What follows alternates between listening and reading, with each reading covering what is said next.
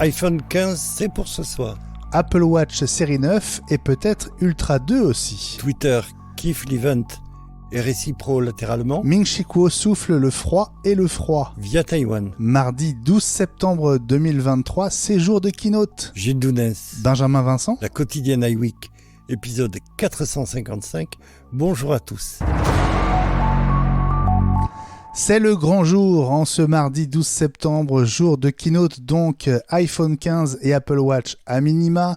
À partir de 19h ce soir, on vous donne rendez-vous avec la team en direct dès 18h30 tout à l'heure sur le site iWeek News, sur la chaîne Twitch, oui ça c'est nouveau, la chaîne iWeek News, et via Twitter Live pour un iWeek Live spécial. Alors il est 15h et quelques minutes à Paris et l'Apple Store en ligne a fermé son rideau en attendant les annonces. Alors Gilles, dans les grandes lignes, à quoi est-ce qu'il va ressembler cet iPhone 15 ? Alors il y aura un écran plus ou moins grand. Oui.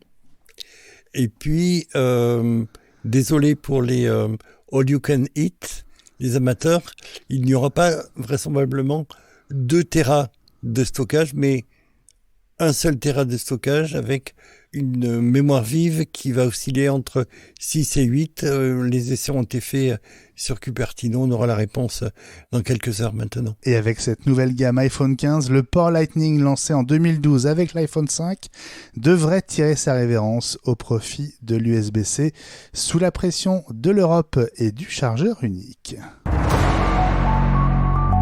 L'autre vedette de la keynote, 18h30, début du direct sur iWeek.news, Twitch et Twitter, ce sera donc l'Apple Watch. Alors Gilles, on espère la série 9 et l'Ultra 2e génération. Même question, à quoi est-ce qu'on peut s'attendre ? On est vraisemblablement parti sur des capteurs cardiaques électrocardiogrammes améliorés pour les sportifs. Ça, ils trouveront ça important. Un processeur amélioré numéroté S9. Et puis à partir de là, des écrans de 41 et 45 mm, et puis un Apple Watch Ultra 2. On n'a pas de détails dessus. On espère simplement qu'elle sera là avec éventuellement un budget raisonnable. On peut rêver. Twitter se met aux couleurs de la keynote avec un effet animé sur mesure pour les likes, un like aux couleurs d'Apple et de la gamme iPhone 15, Gilles, quand on regarde bien. Oui, c'est pas la première keynote ou le premier event à avoir ce type d'animation. Apple semble réconcilier avec Twitter et avec X et en particulier Elon Musk. Il a fallu sûrement cracher pas mal au bassinet. Apple est là pour Twitter, pour X, au moment où ça va pas forcément très bien du point de vue des recettes publicitaires. On peut espérer qu'il y aura un renvoi d'ascenseur le moment venu.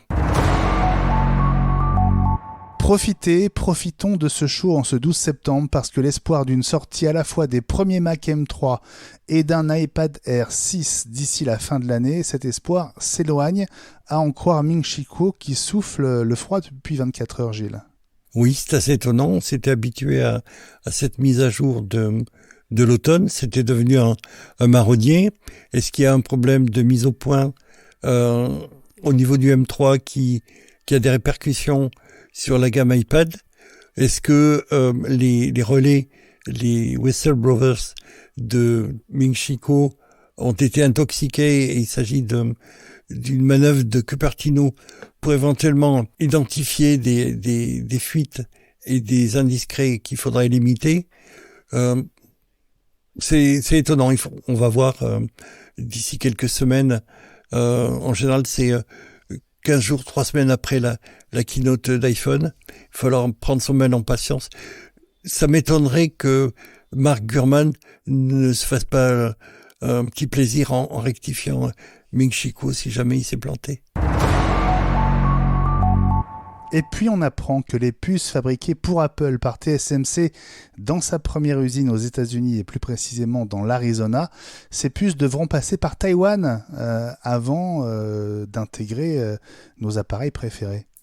Oui, alors on pourrait en parler avec Fred Crassa qui sera là tout à l'heure avec nous, mais les composants seraient fabriqués donc en Arizona.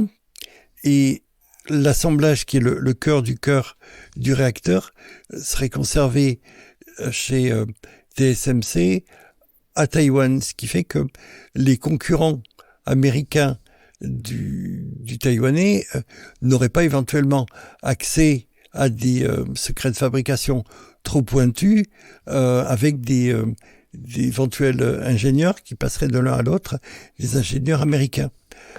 C'est une sorte d'équilibre un petit peu scabreux entre la sécurisation du savoir-faire en cas d'invasion de Taïwan par les Chinois et puis la réalité, la faisabilité effective de cette invasion qui n'est pas encore pour tout de suite, ils ne sont pas prêts. Mais en tout cas, Apple devra attendre un peu pour avoir des puces bien estampillées Made in USA. Et puis notez, puisqu'on attend maintenant les prochaines mises à jour majeures des OS qui seront à nouveau sur la scène ce soir, notez l'arrivée de mises à jour.